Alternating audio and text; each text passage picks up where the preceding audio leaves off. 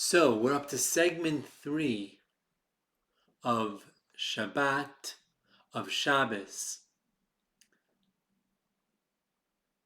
This is the episodes, the series of spiritual blessings, spiritual treasures, and gifts that Judaism offers and shares with all humanity.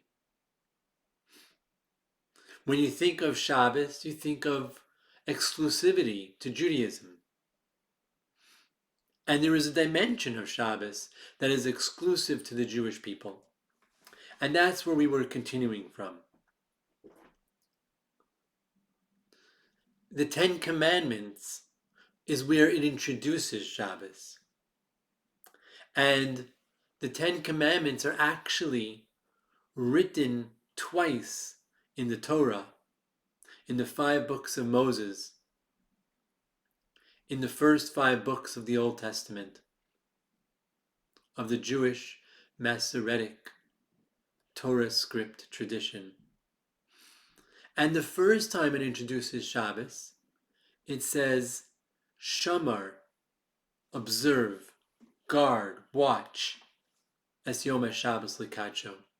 But the second time, where it repeats the 10 Commandments, it says, Zachar, es Yom HaShabbos Likacho.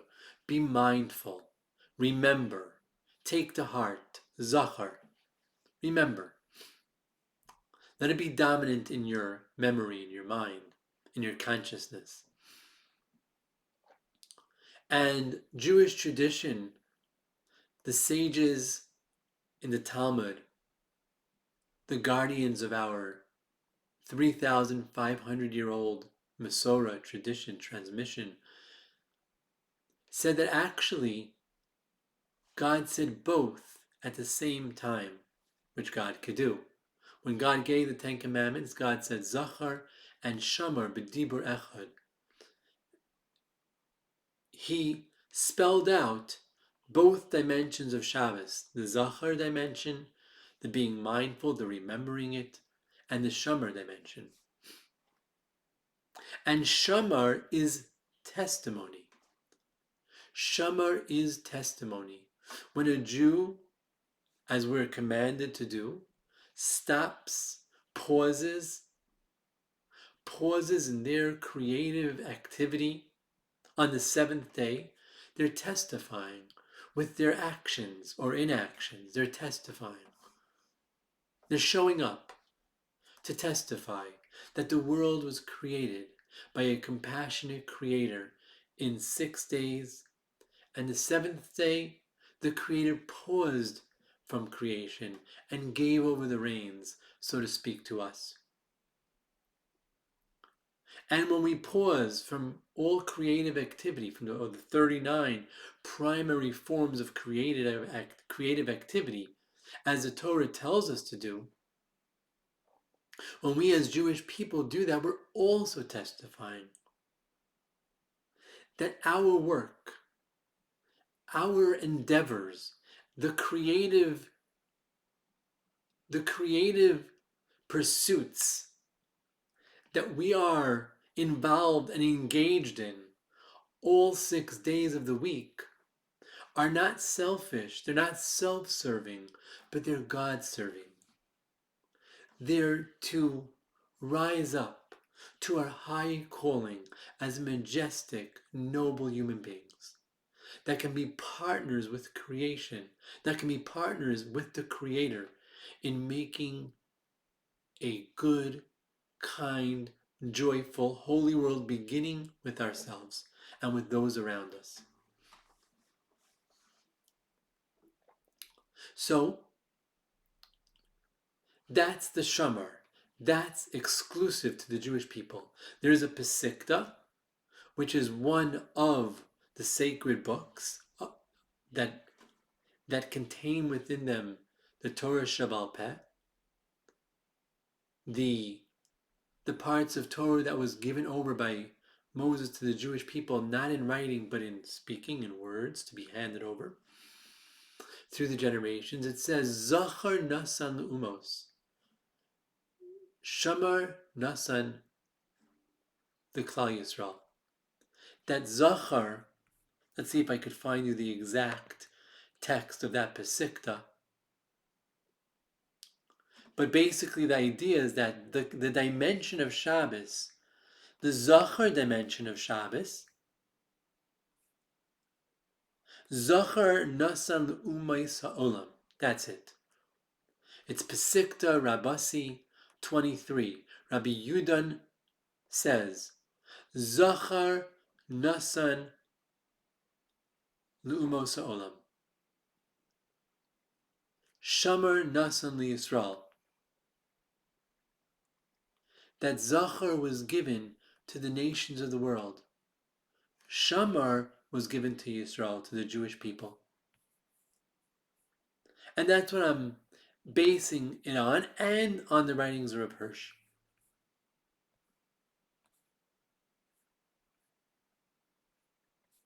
That Shamar, the observing of Shabbos, that is exclusive to the Jewish people.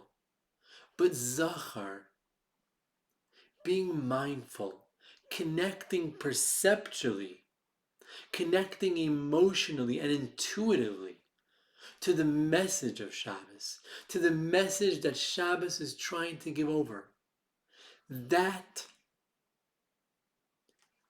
is universal. That is for all people. And I've gone into it in the earlier segments, that we are Hashem's witnesses. But who are we testifying to? That's you, the nations of the world. We are the priests, we're a Mamleches Kohanim, but who are our congregants, who are joining us in one glorious divine service that the world can ideally be? That's you, humanity. So what I'm asking you to do, what this is about, is inviting you, giving you the opportunity to hear our testimony, to understand our message, to be inspired by our message, which is really a universal message, a message that reverberates in the soul of every human being created in divine image. So I'm going to share with you an experiential exercise, something that you could do in your own way. I do it through music. Because Shabbos, in addition to being a commandment for the Jewish people to testify, is a blessing. It's an opening. It's a sacred space in the world that opens every Shabbos, a portal through which we can see clearer. We can perceive more easily that the world is a gift of love. There is a compassionate creator, and the world is unfolding. It's evolving towards a good place. No matter how much darkness there may be in the world now, it's evolving. It's going to reach a good and beautiful, utopian, spiritual, joyful conclusion at the end of history. May it come soon. And there's a personal message. Whatever travels, whatever travails and trials and ordeals you may go through in your life, if you're embracing them, if you're seeing it as your mission, as your divine mission, you too will accomplish. You too will reach the heights. You will get to the conclusion of the journey of oneness with the Creator that your life was most ideally meant to be. That's the uplifting message of Shabbos. And on Shabbos, you can perceive it, you can taste it, you can sense it. Because Shabbos is a window in an otherwise impervious physical world that seems so dark and so confusing and so rudderless and random and meaningless. And windows go together. Shabbos isn't the only window. Shabbos is a window to the spiritual truths of the universe, to the positive existential truths. It's a window in time. But there's other windows. Israel, Jerusalem, The Temple Mount, the Holy Temple, was a window in space where one could more easily perceive the divine, and even till today. And there's other windows. Music, the right music, music that's uplifting and inspiring, is another window.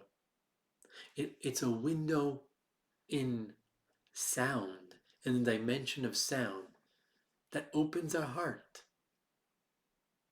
has the power to open our heart to see and perceive the beautiful truths that underlie reality, as hidden as they may sometimes be. And nature as well is a window. If you go out to the stillness of nature, if you watch a sunset, a sunrise, if you go out into the forest, the beauty and sweetness of nature, that's a window. You can also recognize the divine in nature. So this experience builds, it combines the windows. It brings music with perception, and it taps into the wellspring, the reservoir of sacred awareness that Shabbos offers. And Shabbos can be comparable to the sun. Shabbos in Judaism is not just the day of Shabbos. That's why I could do this with you on a Thursday night. You see, Shabbos actually is like the rising sun. The sun first rises. It's the darkness of the night. Then there's the crack of dawn. Then there's the sunrise. Then there's the dawn. Then there's the sunrise. And then finally, there's the brilliance of the day. And then the sun begins to set. And really, the clarity of Shabbos is the clarity that we experience. The Shabbos is like a sun. That expanded perceptiveness begins and ends on Tuesday of each week. Or you could say it ends on Tuesday, begins on Wednesday. On Wednesday, we have a new wave, a new water, a new stream of consciousness that we can open towards, where we realize the truth that no matter where we are, who we are, what we have done in our life, there's a compassionate creator that's waiting for us, and a beautiful, majestic mission that's waiting for us to turn towards it. And that truth grows and the sun begins to rise. And when it's actually Shabbos, it's the most clear, it's the most profound, it's the most easy to perceive. But Thursday night already, it's beautiful. It's the sunrise. That's the Jewish tradition. They call it Mishmar, or Leil Shabbos, Leil Shishi. So I'm going to share with you a little exercise, and after you hear it once, hear it twice, I invite you to do it with me, to sing it with me.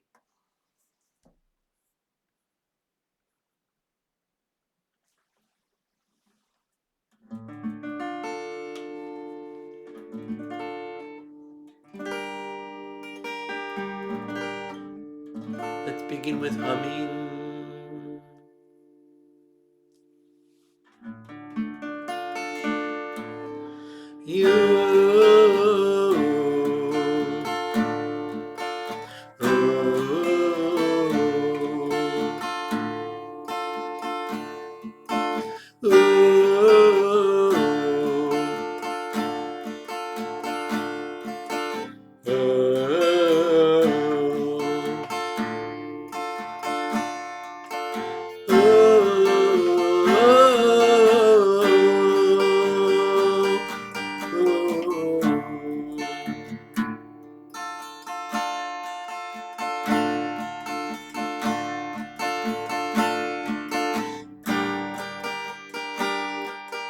Good Shabbos, good Shabbos.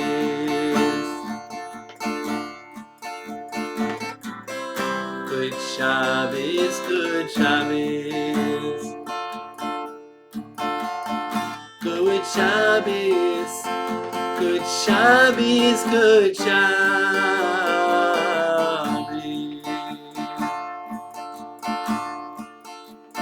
One more time. Good Shabbos, good Shabbos. Shabbos, good Shabbos. Good Shabbos, good Shabbos, good Shabbos.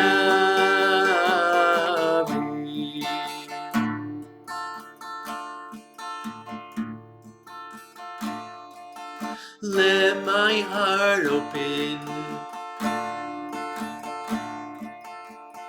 my perspective expand. I'll connect with the deepest place within my heart, my soul. Again, let my heart open, my perspective expand. I'll connect with the deepest place within me, my soul. I sense the joy of Shabbos, the peace of Shabbos. I can hear the holy, the serene message of Shabbos. I sense the joy of Shabbos, peace of Shabbos, the holy, serene message of Shabbos. Shabbat Shalom, Shabbat Kodesh, Shabbat Shalom U'Mevorah.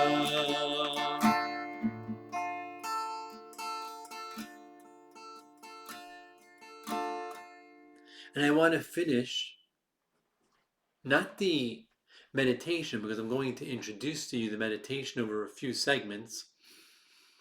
The meditation, when we finish, doesn't take that long, maybe 10 minutes. And it can really help connect you with what Shabbos has to offer your heart. But I just want to tell you, this chant that I just sang to you, that I just shared with you, I heard from Shlomo Kalbach. And I'm going to end with this, maybe another 5 minutes of a story. Shlomo Kalbach was an amazing composer. I talked with you about him in an earlier segment. He composed hundreds of powerful, profound songs. But this particular chant, he didn't compose. This particular chant, he heard when he was a child in Austria. His family left, I believe it was in 1939, after the Nazis already annexed, I think it was called Anschluss, where they annexed Austria.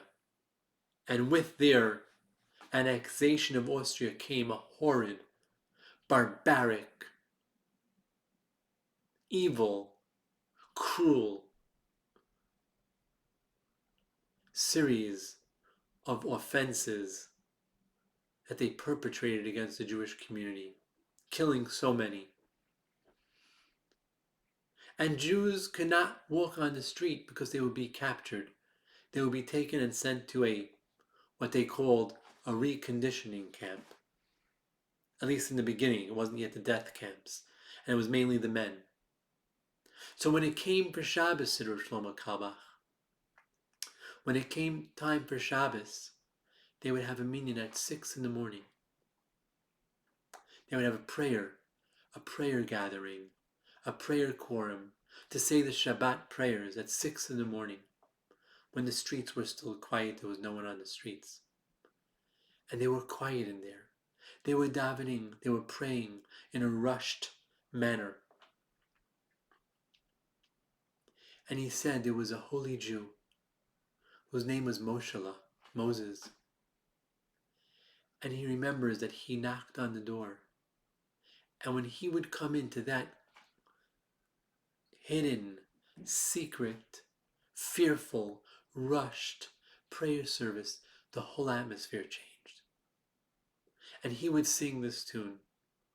When he would come in, he would say this tune, Good Shabbos, Good Shabbos. And he would encourage them. He would encourage them as they were praying to say there's no evil.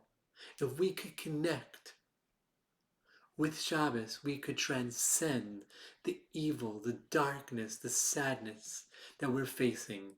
We could transcend it. And we could bring holiness into the world on such a high dimension. This was our Maishala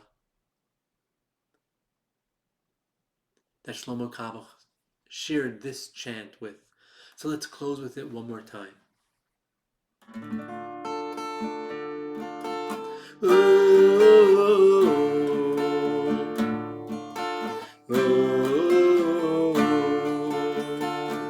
Come along.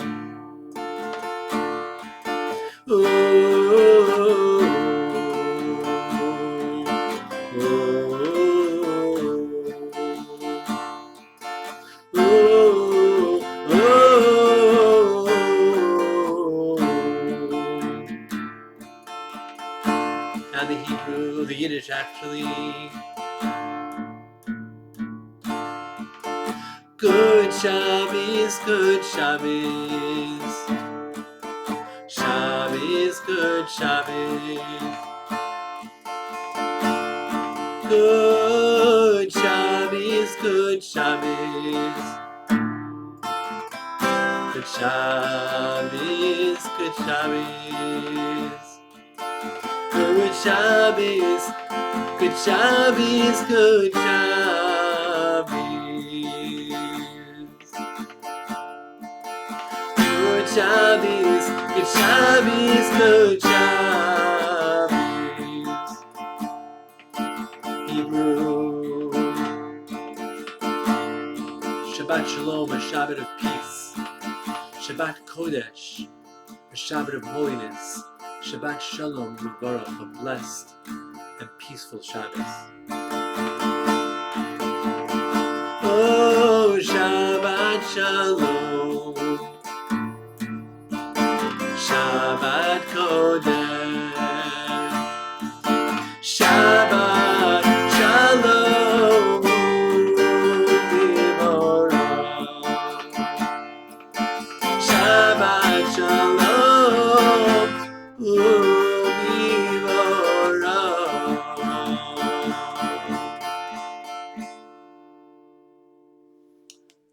All right, thank you so much for joining, and I hope that you join me next week as we continue talking about spiritual treasures that Judaism offers for all humanity. And I hope if you remember, if you have a chance to listen to this, to sing along with this first part of the chant, this Shabbos, see if you could connect with that window. Let's have a peaceful, blessed, and holy Shabbos.